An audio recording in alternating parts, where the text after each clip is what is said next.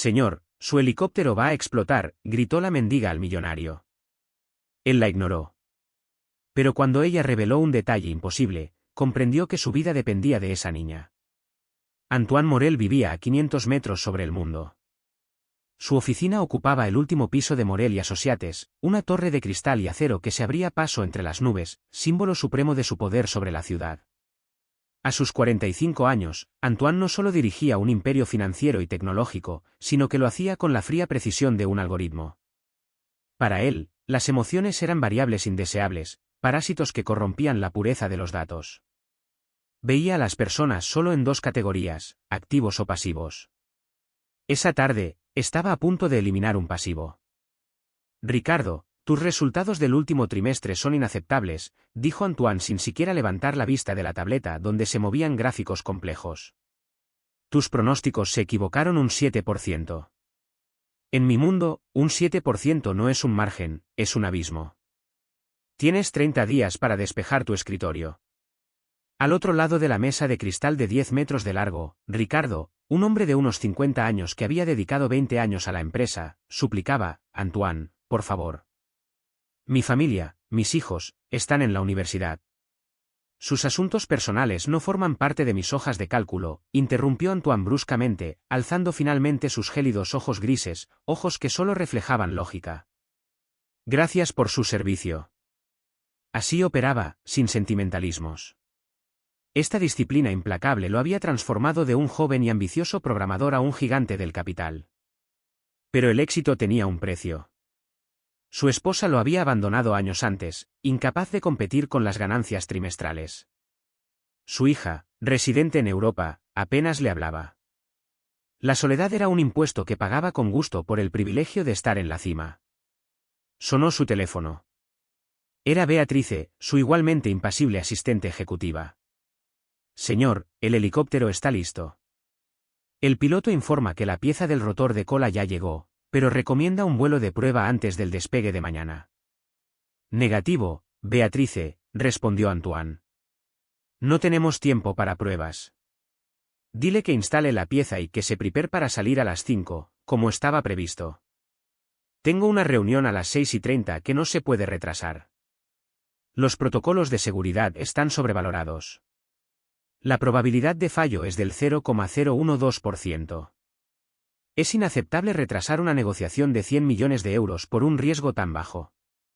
Muy bien, señor, respondió Beatrice sin hacer preguntas. Mientras Antoine se preparaba para su vuelo, 500 metros más abajo, en la calle, la pequeña Lia, de 5 años, calculaba probabilidades muy distintas. La posibilidad de tener suficiente para comer para ella y su hermano mayor, Leo, de 12 años. La posibilidad de no ser perseguidos por la policía. La posibilidad de que su madre enferma, en una habitación alquilada a las afueras, sobreviviera la noche sin fiebre. Míralo. El tornillo del motor izquierdo está suelto. El humo saldrá primero por ahí. Por favor, señor, no se vaya. El mundo de Antoine Morel se detuvo. No fue la advertencia, sino el detalle. El tornillo del motor izquierdo. ¿Cómo pudo una niña de la calle de 5 años inventar un detalle técnico tan específico? No había dicho, el motor se incendiará, no, dijo, el tornillo del motor izquierdo. La precisión de la información atravesó su armadura de lógica y escepticismo como un misil. La probabilidad de que un niño al azar pudiera inventar esa frase exacta era infinitesimal, tan baja que se volvió estadísticamente significativa en sí misma. ¡Alto!, gritó Antoine a los guardias de seguridad. El grupo se quedó paralizado, confundido, aún con la niña que lloraba en brazos. Señor, no podemos permitirnos retrasos, dijo Beatrice tensa. ¿Qué dijo?, preguntó Antoine a los guardias, ignorando a Beatrice. Dijo algo sobre un tornillo en el motor izquierdo, señor, respondió uno de los guardias, visiblemente incómodo. Antoine miró el helicóptero, luego a la niña. Luego volvió a mirar el helicóptero. Su mente, entrenada como una supercomputadora para evaluar riesgos, empezó a sobrecargarse.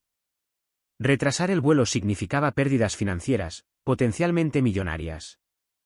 Pero ignorar la advertencia, por absurda que fuera, significaba un fracaso catastrófico. La ecuación era imposible. La lógica gritaba que aquello era una tontería, pero los datos anómalos, ese detalle improbable, brillaron en rojo en su cerebro. Se giró hacia el piloto, que observaba desde la ventana de la cabina. «Apaguen los motores», dijo Antoine con firmeza. «Quiero una inspección completa de la turbina izquierda». ¿Ahora? El piloto lo miró con incredulidad. «Beatrice», con tono cortante, insistió, «Antoine, esto es una locura. Nos perderemos la reunión. Todo esto por culpa de un niño de la calle delirante». «No te pedí tu opinión, Beatrice», respondió con frialdad. «Te pedí que inspeccionaras el motor». Se acercó a Lia, liberada por los guardias. La niña temblaba, su rostro surcado por las lágrimas reflejaba miedo y un inmenso alivio. Antoine se arrodilló ante ella, un gesto que no había hecho en años. «¿Cómo lo supiste?», preguntó en voz baja, con urgencia. «¿Cómo supiste del tornillo?». «No lo sé», murmuró Lia, encogiéndose un poco.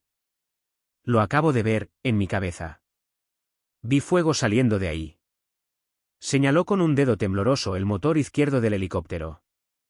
Mientras hablaban, el piloto y un ingeniero de mantenimiento se apresuraron a abrir el compartimento del motor. Antoine, Beatrice y los guardias permanecieron paralizados, tensos, en absoluto silencio. Minutos después, el ingeniero de mantenimiento se apartó de la turbina, pálido como la cera. Lentamente, se acercó a Antoine, sosteniendo un pequeño objeto metálico en su mano temblorosa, un tornillo de titanio, uno de los pernos clave que sujetaban la cámara de combustión. Estaba casi completamente desenroscado. «Dios mío», susurró el ingeniero. Estaba colgando de un hilo. Vibración, sobrecalentamiento, otros 10, quizá 15 minutos de vuelo, y la turbina se habría desintegrado. Habría sido una explosión catastrófica. «No entiendo cómo esto pasó desapercibido en la última inspección». Un silencio sepulcral se apoderó del grupo. El viento frío parecía burlarse de ellos. Beatrice se llevó una mano a la boca, con el horror grabado en el rostro. Los guardias intercambiaron miradas pálidas y atónitas. Antoine sintió que el suelo se derrumbaba bajo sus pies. Observó el tornillo en la mano del ingeniero, luego el motor silencioso. Y finalmente, la pequeña figura que se alzaba ante él. Aquella niña de 5 años que, con una advertencia imposible, acababa de salvarle la vida. Lógica, datos, probabilidades, todo el edificio sobre el que había construido su vida se derrumbó. Ante él se alzaba una verdad que su mente no podía procesar, pero que su cuerpo conocía con absoluta certeza. Había estado a punto de morir y había sido salvado por el mensajero más improbable. Se giró hacia Lia. No parecía victoriosa. Parecía agotada. Notó las ojeras, la delgadez de sus brazos, el polvo pegado a sus pies descalzos. Y por primera vez en muchísimo tiempo, Antoine Morel no vio ni un activo ni una variable. Vio a un niño. Un niño que, inexplicablemente, poseía un poder que sus miles de millones jamás podrían comprar. En ese instante, en la cima de su imperio de cristal y acero, el hombre más poderoso de la ciudad se sintió pequeño, ignorante y profundamente endeudado. No sabía quién era esa niña, de dónde venía ni cómo sabía lo que sabía.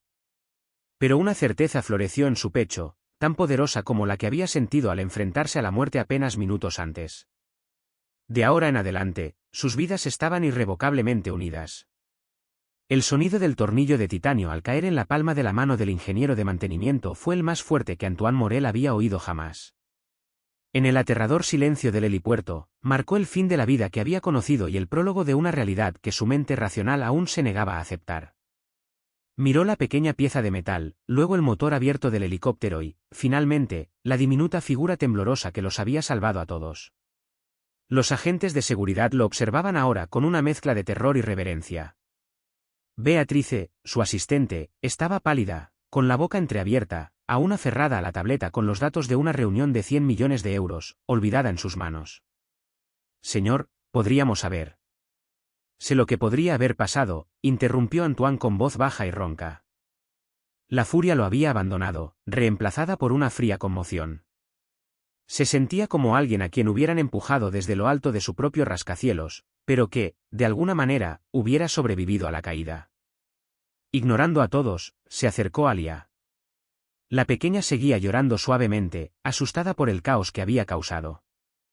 Se arrodilló ante ella de nuevo, pero esta vez sin la urgencia de un interrogatorio, con la vacilante dulzura de un hombre que se enfrenta a lo inexplicable. No llores, dijo con torpeza. Las palabras le resultaron extrañas. No era un hombre que supiera consolar.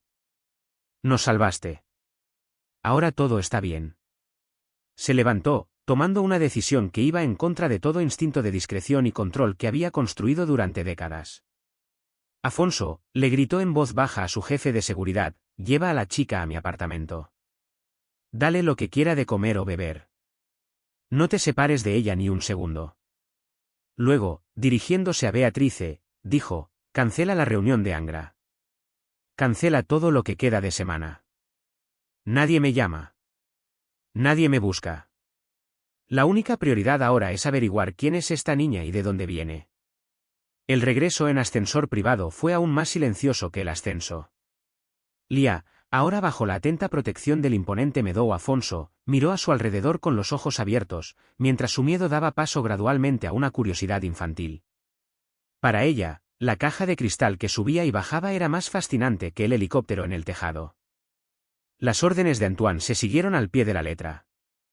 Avisado por Beatrice, su chef privado preparó un festín improvisado para Lia, sándwiches, pastel de chocolate, zumo y fruta fresca. Pero la pequeña apenas probó la comida. Sentada en un sillón de diseño que valía más que un coche, parecía completamente perdida, un pequeño fantasma en un palacio de cristal.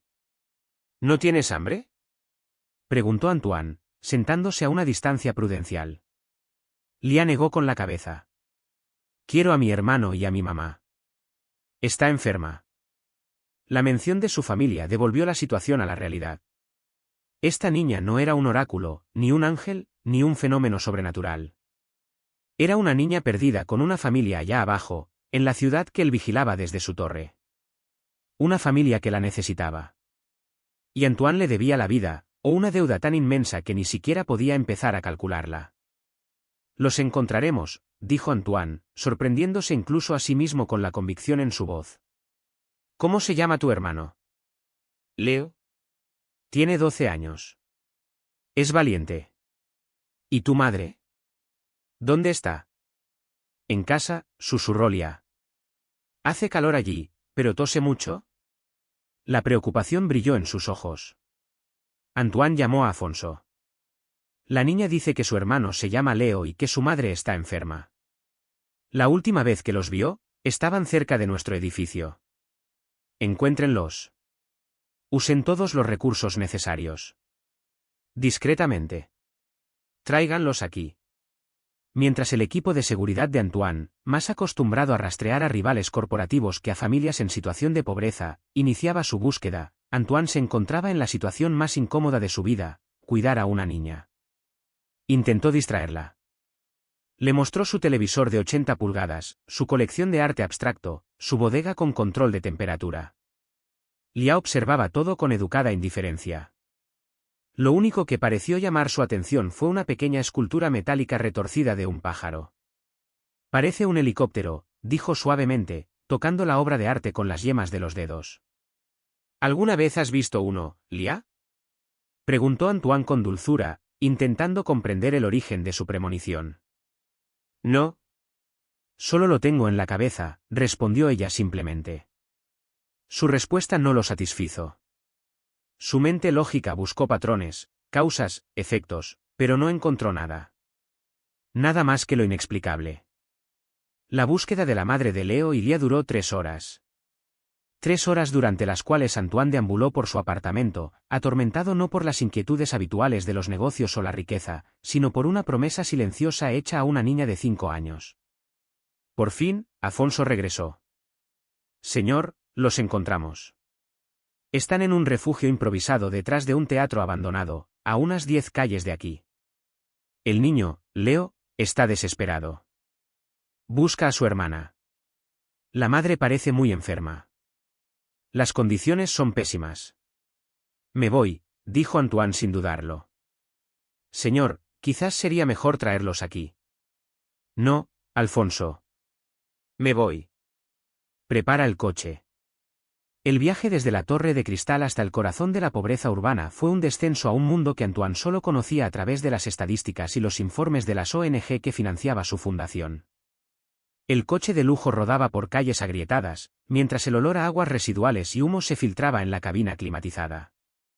Al detenerse frente al teatro en ruinas, Antoine sintió una inquietud desconocida. Él, el hombre que vivía en el cielo, estaba a punto de entrar en un infierno ajeno. Afonso abrió la puerta oxidada. El lugar no era más que un montón de cartones, lonas y tablas rotas que albergaban a unas cuantas familias olvidadas. En una esquina, Antoine vio a un niño delgado, de unos 12 años, con el rostro surcado por las lágrimas y el pánico, describiendo a su hermana pequeña a un agente comunitario. Era Leo. Leo, llamó Antoine suavemente. El chico se giró, cauteloso. ¿Quién eres? Tu hermana, Lia, está conmigo. Está a salvo. Vine a buscarte. Alivio mezclado con una aguda sospecha. ¿Cómo? ¿Está contigo? ¿Dónde está? Está en mi casa. Es una larga historia. Pero primero, necesito ver a tu madre. Leo lo condujo al pequeño refugio que llamaban hogar. Lo que Antoine vio lo impactó más que la explosión del helicóptero de la que había escapado por poco. Sobre un colchón delgado y mugriento yacía una joven de apenas 30 años, con el rostro pálido y húmedo, respirando rápida y superficialmente, con la voz apenas audible, y el cuerpo exhausto. Mamá, este hombre dice que Lia está con él, murmuró Leo.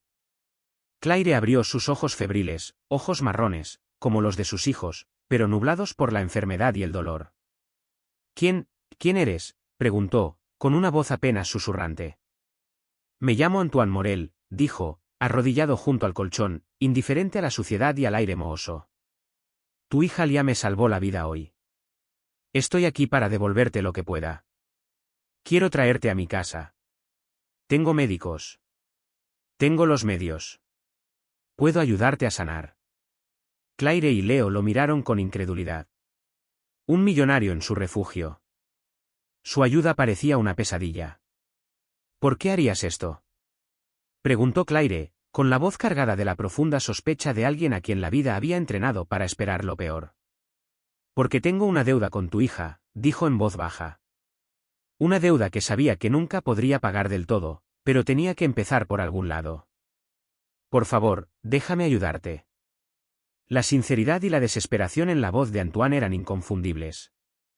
Demasiado débil para discutir, viendo la única oportunidad para ella y sus hijos, Claire asintió suavemente. La operación fue rápida y eficiente. En menos de una hora, Claire, Leo y Lia se instalaron en un ala de invitados del ático de Antoine. El doctor Alves ya estaba allí y el diagnóstico fue rápido: neumonía bacteriana grave agravada por la desnutrición. Claire recibió inmediatamente antibióticos intravenosos. Mientras la madre dormía bajo los efectos de la medicación, Leo y Lia exploraron el espacio, entre asombro y aprensión. Antoine los observó, una familia rota unida por el amor y la necesidad, y sintió el peso de su nueva responsabilidad. Estaba salvando la vida de Lia, pero quizás podría salvar a esta familia de otra manera. En los días siguientes, el ático se transformó. El silencio dio paso a la risa de los niños. Claire, bajo el atento cuidado del doctor Alves, comenzó a recuperarse lentamente. Antoine se encontró en un papel que nunca imaginó. Le leía cuentos antes de dormir, ayudaba con los problemas de matemáticas aprendidos en la calle y mantenía largas conversaciones con Claire cuando se sentía más fuerte.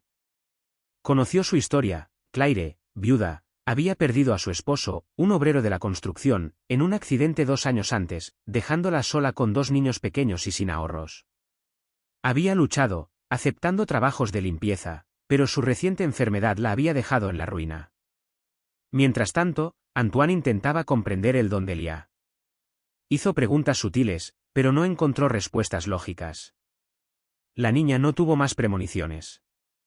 Era una niña normal, dulce y juguetona. La visión del helicóptero había sido un suceso único e inexplicable. Tuvo que aceptar, para desesperación de su mente racional, que algunas cosas en el universo desafían la lógica. Pero a medida que esta frágil nueva dinámica familiar se consolidaba, una pregunta rondaba a Antoine: ¿por qué se había soltado el perno del helicóptero? Los accidentes ocurren, Pero este fallo era demasiado básico. Su mente, con formación para los negocios, no podía descansar. Llamó a Silas, el investigador que había contratado en asuntos corporativos anteriores, esta vez para algo completamente diferente. Silas, quiero que investigues el mantenimiento de mi helicóptero. Cada pieza, cada ingeniero, cada proveedor. Quiero saber por qué se soltó ese perno. No dejes nada al azar. La paz dentro del ático era una burbuja a punto de estallar. Afuera, en el mundo empresarial, la ausencia de Antoine y la cancelación de su importante reunión desataron rumores, y alguien parecía estar aprovechándolos. El primer golpe llegó con una nota en una columna de chismes financieros. El artículo sugería que Antoine Morel, habitualmente discreto, había cancelado un viaje de negocios crucial y había sido visto en barrios pobres, posiblemente experimentando un despertar místico o una crisis de conciencia tras un pequeño accidente de helicóptero. Los inversores se pusieron nerviosos. La nota era anónima, pero su intención era clara: socavar la credibilidad de Antoine. Sabía que era obra de un rival, pero ¿de cuál? La respuesta llegó una semana después en el informe preliminar de Silas. La pieza de repuesto del rotor había sido suministrada por Aerotech, filial de una empresa previamente investigada, y el ingeniero de mantenimiento responsable dimitió 2 días después del incidente y desapareció. Intentaban localizarlo. Aerotech, repetía Antoine, con la mente acelerada. Averigüen quiénes son los principales accionistas de la empresa matriz de Aerotech.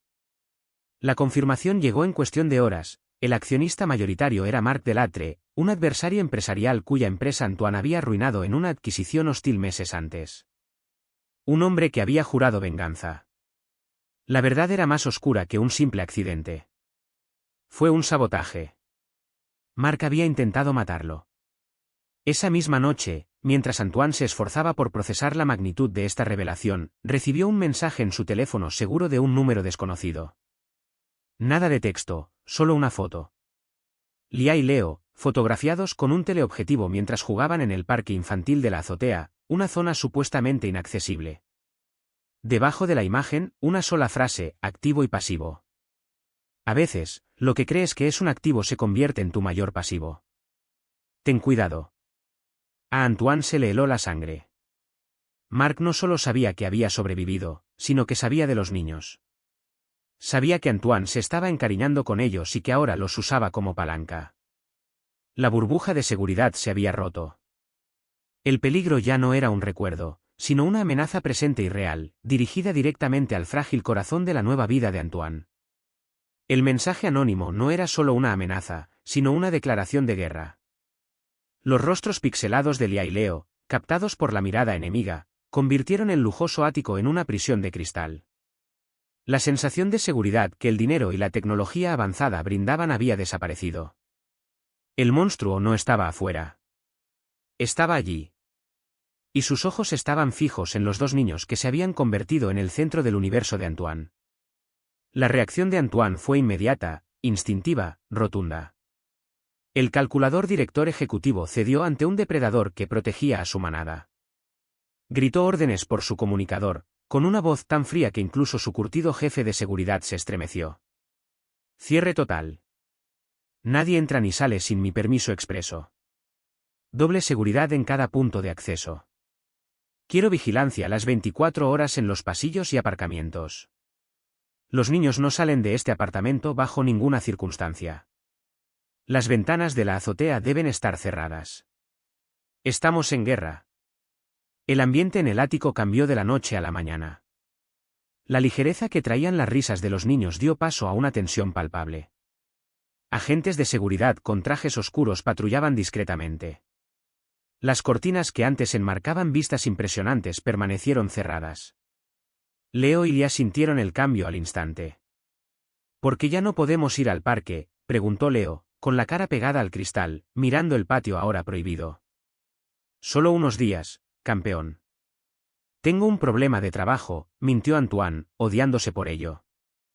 Vio el miedo y la confusión en los ojos de los niños, y la culpa lo consumió. Los había sacado de la miseria solo para sumergirlos en un peligro nuevo, invisible y despiadado. Pero lo que hacía a Marc Delattre infinitamente más letal no era el hambre ni el frío, sino una inteligencia sin escrúpulos. Claire, visiblemente recuperando fuerzas, también notó el cambio en Antoine. Apenas dormía, pasaba las noches en su oficina en llamadas en voz baja, con los hombros tensos y el rostro iluminado por el frío resplandor de las pantallas. De día, era sobreprotector con los niños, pero extrañamente distante, como si temiera que su sola presencia pudiera contagiarlos del peligro que se avecinaba. Mientras tanto, la ofensiva de Mark continuaba en la prensa. La narrativa que tejía era sutil y venenosa. Algunos artículos insinuaban el comportamiento errático de Antoine Morel desde el accidente de helicóptero. Fuentes anónimas expresaron su preocupación por su repentina y obsesiva filantropía, sugiriendo que estaba siendo manipulado por una familia de oportunistas. La historia fue hábilmente elaborada para retratar a Antoine no como una víctima, sino como un hombre que había perdido la cabeza, presa de especuladores y un factor desestabilizador para sus propias empresas. Y la presión surtía efecto. La junta directiva de Morel Financial empezó a hacer preguntas. Los socios comerciales llamaron, preocupados. El imperio de Antoine, construido sobre una reputación de lógica implacable y control absoluto, comenzaba a tambalearse porque, por primera vez, su líder actuaba con el corazón. El punto de quiebre de Antoine llegó una noche lluviosa, una semana después del confinamiento. Estaba en su oficina, observando las luces de la ciudad, sintiéndose más solo que nunca. La ironía lo aplastó. Él, el hombre que podía comprar cualquier cosa, no podía comprar la seguridad de las personas a las que había llegado a amar. Su riqueza no era un escudo, sino un objetivo. Su presencia no era protección, sino un imán para el peligro. La fría lógica que había guiado toda su vida gritaba en su mente. La ecuación era simple, brutal. La variable de riesgo era él. La amenaza era Mark. Y el objetivo, a través de él, era la familia de Claire. Para eliminar el riesgo, tendría que apartarse de la ecuación. Enviarlos lejos, donde Mark jamás pudiera alcanzarlos. Donde estuvieran a salvo, incluso si eso significaba vivir sin él. Tomó la decisión más dolorosa de su vida. Iba a proporcionarles nuevas identidades, comprar una casa en otro país y crear un fideicomiso para asegurar su futuro para siempre. Estarían a salvo, y él volvería a ser quien siempre había sido, solo. La idea era lógica, racional, la estrategia de un gran maestro de ajedrez, sacrificar la reina para salvar la partida. Y ese pensamiento lo destrozó. Cuando Claire entró en la oficina esa noche, lo encontró de espaldas, mirando la lluvia caer por el ventanal. «Antoine, ¿estás bien?», le preguntó con dulzura. Ya estaba mejor. La neumonía se había curado por completo. Y ahora, era ella quien lo miraba con preocupación. «No, Claire, no lo soy», respondió sin darse la vuelta. Su voz no transmitía emoción, el mismo tono con el que había despedido a Ricardo unas semanas antes. «He tomado una decisión. Tienes que irte». Claire sintió que se le encogía el corazón. ¿Irse? ¿A dónde ir? ¿Qué había pasado? Fui un insensato, dijo, volviéndose hacia ella. Su expresión era vacía, pero sus ojos delataban su tormento. Pensé que podría protegerte, que mi dinero, mi poder, bastarían. Pero me equivoqué. Mi presencia no es protección. Es la amenaza. El hombre que intentó matarme ahora sabe quién eres. No dudará en atacarte para llegar a mí. Le habló de Mark, del sabotaje, del peligro. Lo he organizado todo. Nuevas identidades, una casa en Suiza, dinero para que nunca te falte de nada. Te vas en 48 horas. Es la única manera de mantenerte a salvo. Claire escuchó en silencio, con la barbilla levantada y los ojos marrones fijos en él. Cuando terminó, no lloró ni suplicó. La mujer que esperaba ver desplomarse se cruzó de brazos y simplemente dijo, no. Una palabra simple, definitiva. Se quedó atónito. ¿No? ¿Cómo que no, Claire? ¿No lo entiendes? Estás en peligro de muerte. Lo entiendo perfectamente, respondió ella, con voz tranquila, pero con una fuerza que él desconocía. Lo que no entiendes, Antoine, es que no puedes seguir tomando decisiones por nosotros. No somos tus empleados ni tus protegidos. Somos tu familia. Y una familia no se dispersa ante la primera señal de peligro. Luchamos juntos. ¿Pelear? ¿Pelear contra quién, Claire? Esto no es una pelea callejera. Es un juego que no puedes ganar. Quizás no con tus armas, dijo, acercándose. Pero tenemos las nuestras. Nos rescataste de la miseria. Nos diste un techo, salud. Nos enseñaste a no temer la escasez. Ahora déjanos enseñarte a no temer a hombres como Mark. Él quiere huir. Quiere que te aísles, que te sientas débil, que te conviertas en el hombre solitario y gris que una vez fuiste. No le daremos esa victoria. Sus palabras, que reflejaban la simple lógica de su hijo, impactaron a Antoine como una revelación. Se había pasado la vida luchando en los negocios, pero esta era una batalla por su alma, y estaba a punto de rendirse sin siquiera intentarlo. La fuerza de esta mujer, su negativa a ser una víctima, su fe inquebrantable en él y en su unidad, ese era el antídoto contra la fría lógica que lo paralizaba. ¿Qué sugieres entonces?, preguntó con voz insegura y vulnerable. Te sugiero que dejes de intentar protegernos de él, dijo Claire, poniéndole la mano suavemente en el brazo. Y empieza a luchar con nosotros. Tienes a Silas, el investigador. Descubrió el papel de Mark. Pídele que investigue más. Hombres como él siempre dejan rastros, secretos. Encuentra su debilidad y usa tu poder no para esconderte, sino para contraatacar. En ese momento, Antoine Morel comprendió. La verdadera protección no consistía en construir muros más altos, sino en forjar una espada más afilada. La valentía de Claire era contagiosa. Él sostuvo su mirada y vio no solo amor, sino compañerismo, alianza. Tienes razón, dijo, sintiendo una renovada determinación crecer en él. No más huidas. No más miedo. La guerra no se librará en sus términos, sino en los míos. A la mañana siguiente, la llamada a Silas fue diferente. Silas, olvídate de la discreción. Quiero que desmanteles la vida de Mark Delatre pieza por pieza.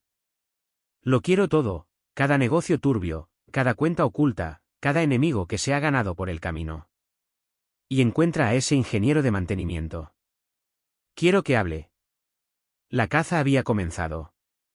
Silas y su equipo, ahora con recursos ilimitados, indagaron en el pasado de Mark. Lo que descubrieron fue más oscuro de lo que Antoine había imaginado. Mark no era solo un rival vengativo, sino un criminal corporativo en serie.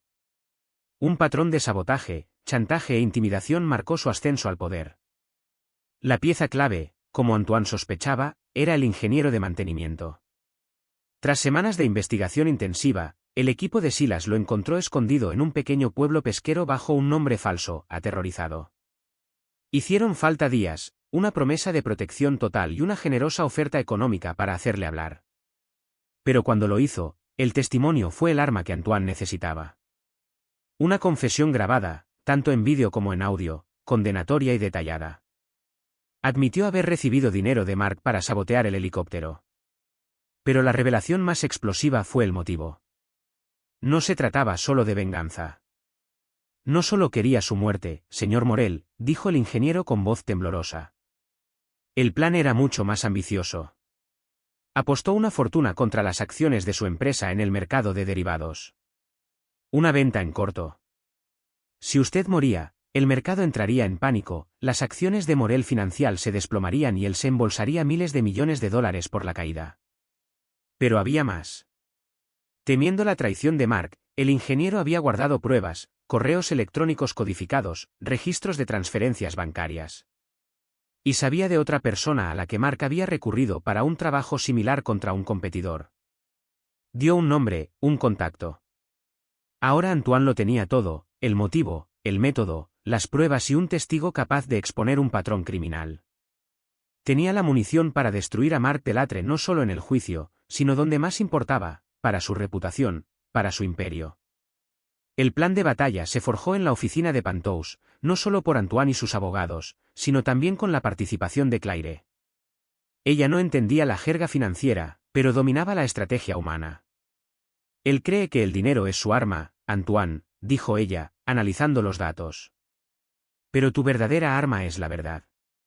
Y la verdad revelada en el momento oportuno es más poderosa que cualquier fortuna. No acudirían directamente a la policía. Eso desencadenaría una larga batalla legal, en la que Mark desplegaría a los mejores abogados para ganar tiempo y aprovechar las lagunas legales. En cambio, la estrategia sería una ofensiva, tanto mediática como corporativa, con elegante brutalidad.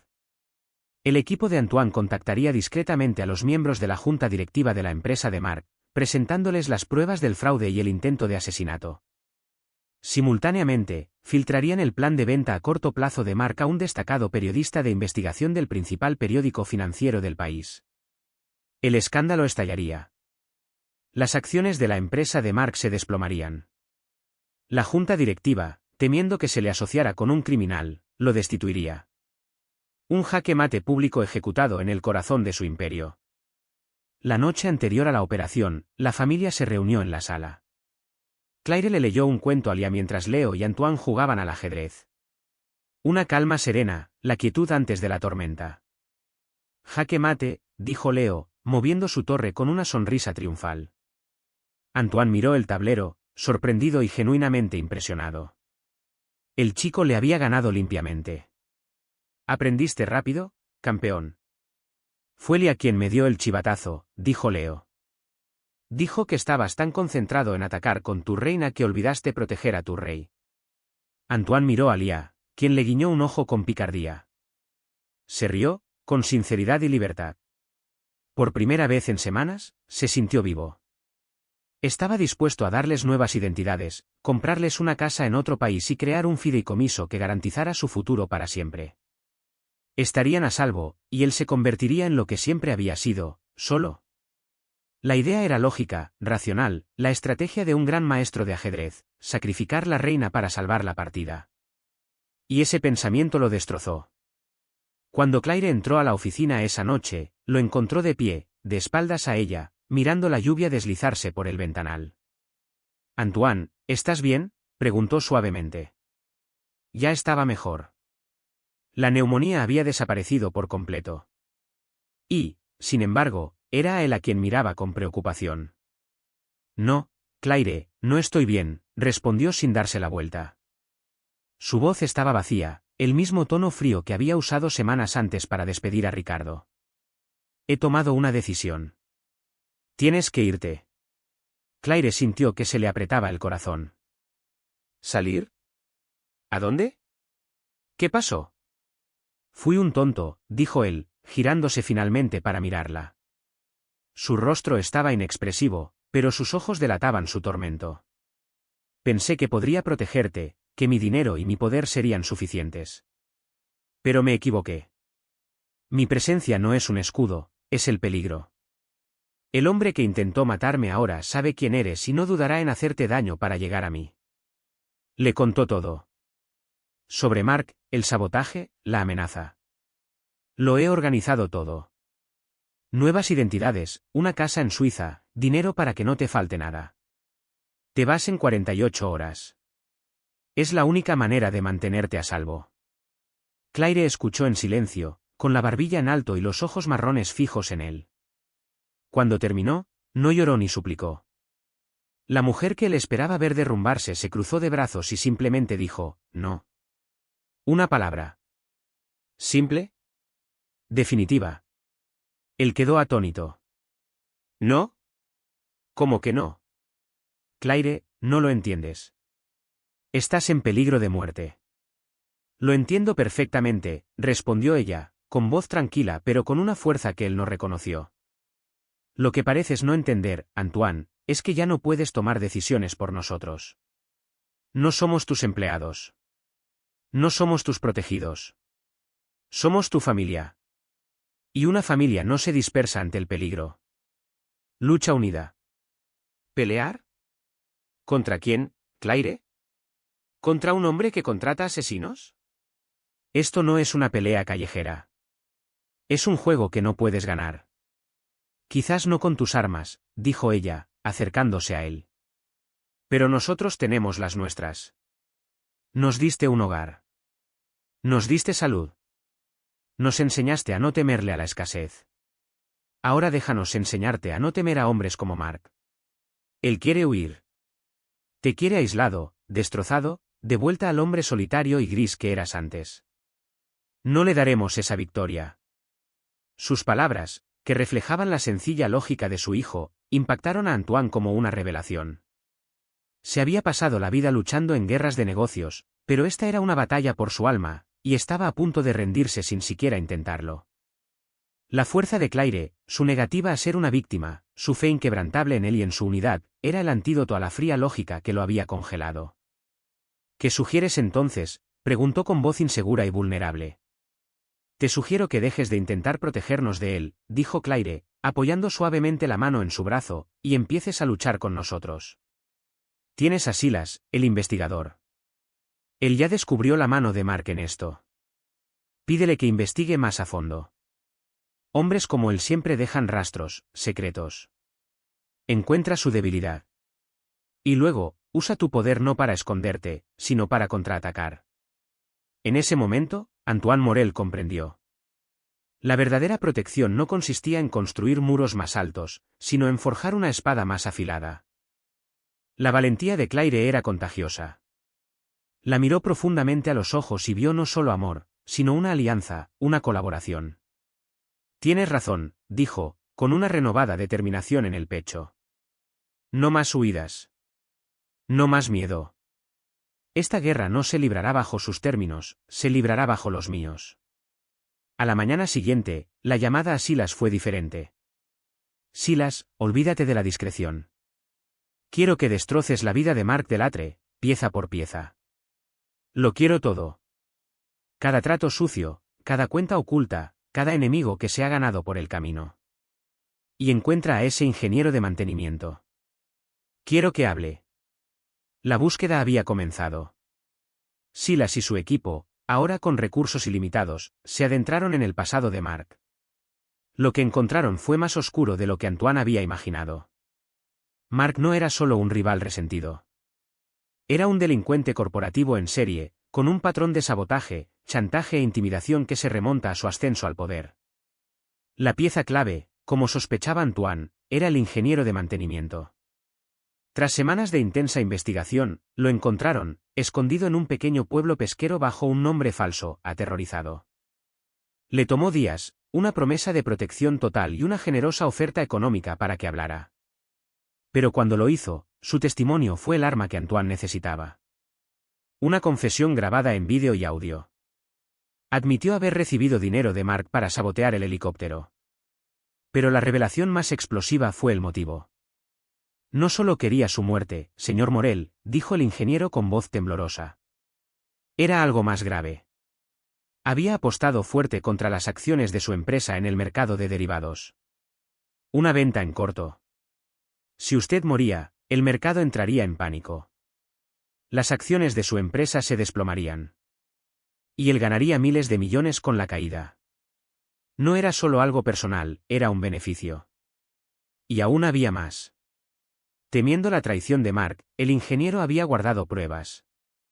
Correos electrónicos codificados, transferencias bancarias y, sobre todo, sabía de otra ocasión en que Mark había usado métodos similares contra un competidor. Dio un nombre. Un contacto. Antoine ahora lo tenía todo, el motivo, el método, las pruebas y un testigo capaz de establecer un patrón delictivo. Tenía la munición no solo para destruir a Mark en el juicio, sino en el único lugar que realmente le importaba, el mercado. El plan de batalla se elaboró en la oficina de Penthouse. No solo por Antoine y sus abogados, sino también con Claire presente. Ella no entendía la jerga financiera, pero sí la estrategia humana. Él cree que el dinero es su arma, Antoine, dijo ella, estudiando los archivos. Pero tu verdadera arma es la verdad.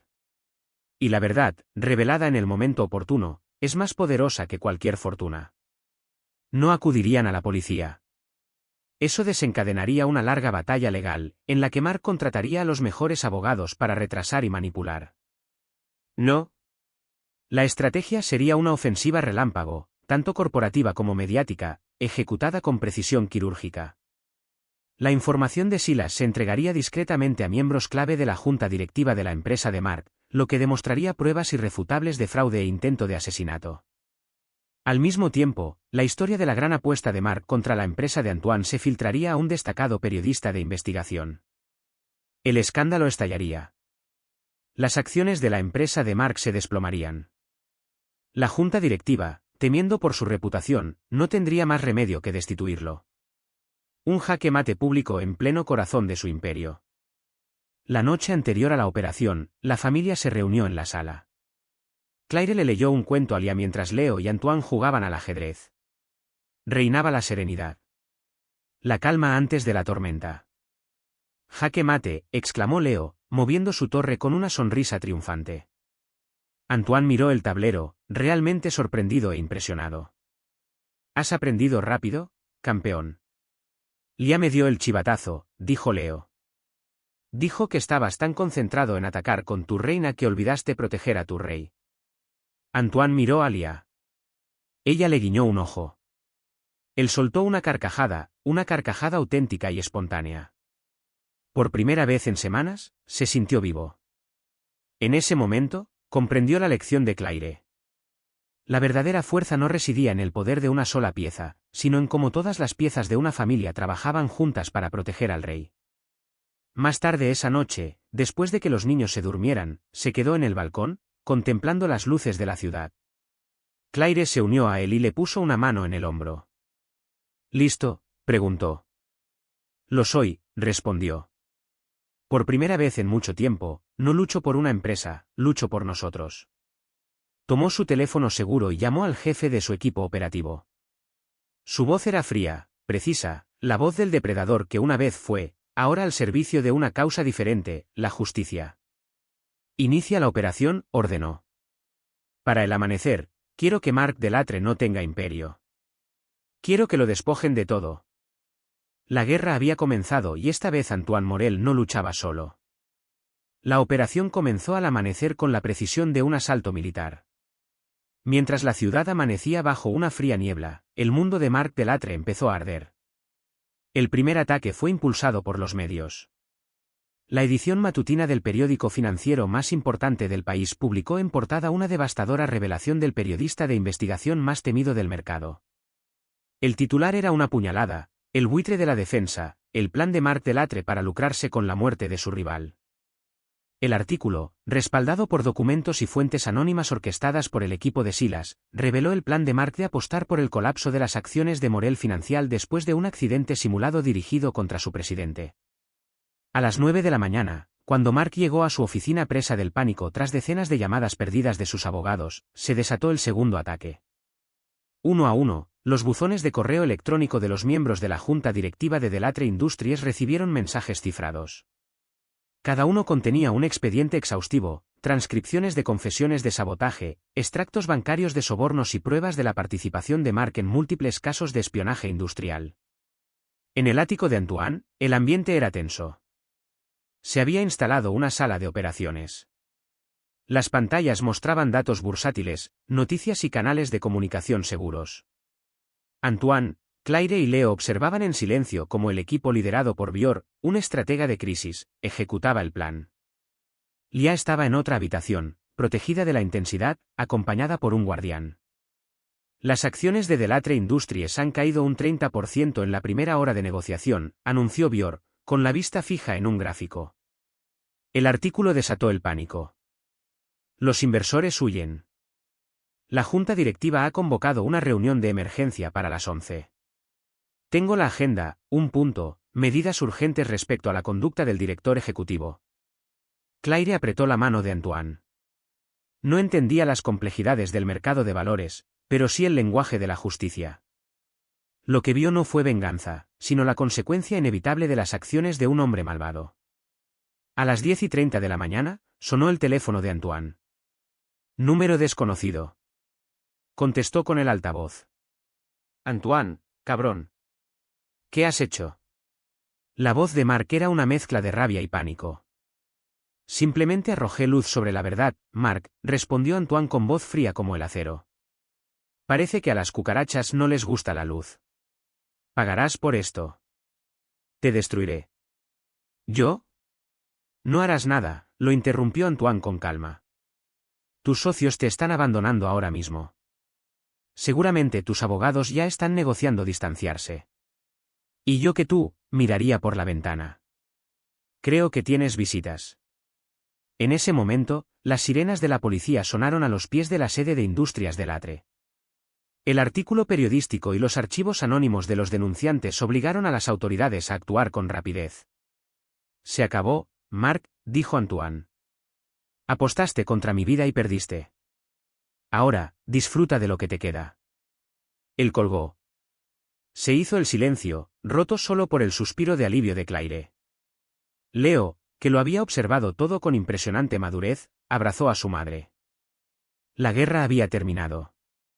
El monstruo había sido derrotado, no por la violencia, sino por la verdad, utilizada como arma quirúrgica. La caída de Mark Delattre fue rápida y absoluta.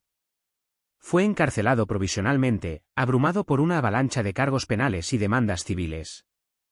Perdió su imperio, su fortuna y su libertad. Homicidio, fraude, sabotaje, todo salió a la luz, exponiendo uno de los mayores escándalos corporativos de la década. Una vez neutralizada la amenaza, una profunda paz se apoderó de la casa de Antoine. Se corrieron las cortinas, se despidió a los guardias y la casa volvió a llenarse de risas y las conversaciones cotidianas de una familia que aprendía a unirse. La adopción de Mathis y Salomé por parte de Helen se formalizó sin mayores obstáculos. La historia presentada ante el juez de familia fue tan extraordinaria que se obviaron muchos trámites burocráticos. El interés superior de los niños era evidente: permanecer con la mujer que se había convertido en su madre en todos los sentidos. Ahora eran oficialmente Mathis y Salomé Morel. La vida adquirió un ritmo nuevo y más apacible. Antoine, por primera vez, aprendió a ser padre.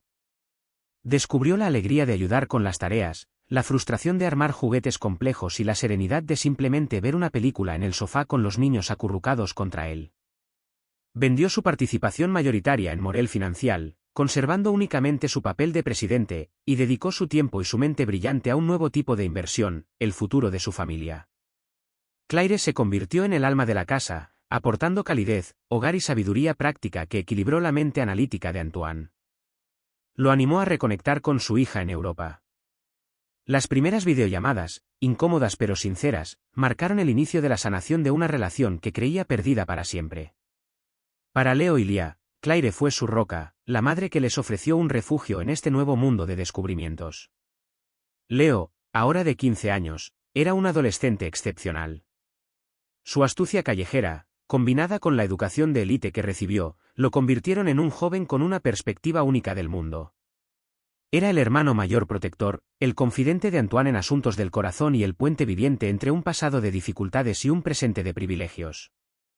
Lia, el catalizador de todo, era una niña alegre y llena de vida. La premonición nunca regresó. Había sido un acontecimiento singular, un milagro inexplicable que cumplió su propósito antes de desvanecerse, dejando atrás a una niña normal que amaba dibujar, jugar con su perro y escuchar las historias de su madre.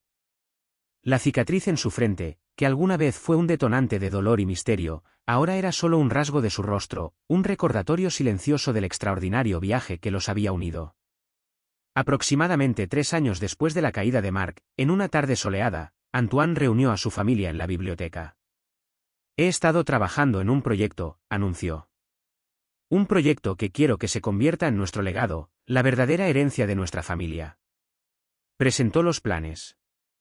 Inspirado por todo lo vivido, el peligro, la redención, el milagro inexplicable, decidió crear la Fundación Vuelo de la Esperanza.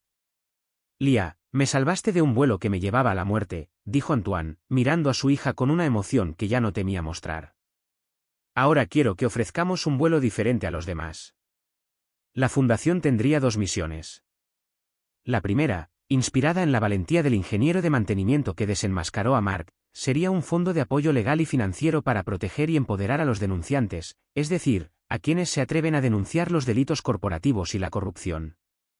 La segunda misión, más ambiciosa, sería construir centros de excelencia educativa en zonas desfavorecidas, no escuelas comunes y corrientes, sino lugares diseñados para descubrir y nutrir los talentos únicos de cada niño, especialmente de aquellos que no encajan en los moldes tradicionales.